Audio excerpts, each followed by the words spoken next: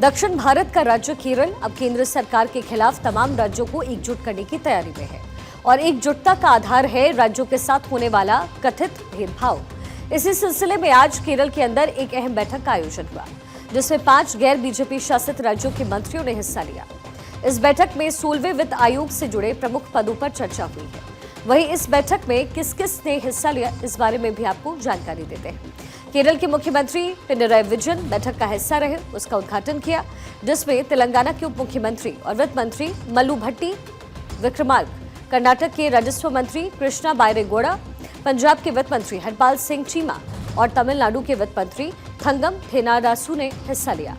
बैठक के बाद केरल के मुख्यमंत्री पिनराई विजयन ने कहा कि केंद्र सरकार की तरफ से लगाए जाने वाले सेस और सरचार्ज में बढ़ोतरी देखने को मिल रही है, जिसकी वजह से टैक्स के विभाज्य पूल में राज्यों की हिस्सेदारी घट रही है।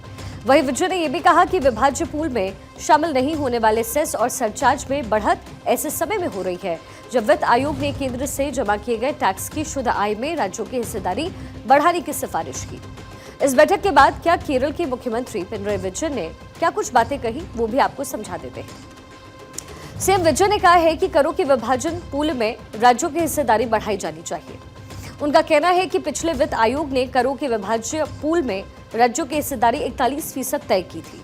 वहीं उन्होंने ये भी कहा कि हम पहले भी दक्षिण के राज्यों के साथ ये मांग उठा चुके हैं और राज्यों की हिस्सेदारी 50% करने की मांग कर चुके हैं।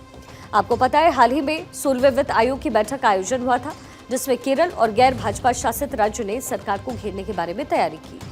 केरल और बाकी राज्यों के प्रतिनिधियों ने वित्त आयोग द्वारा अनुशंसित 41% से 50% करने की मांग रखी है।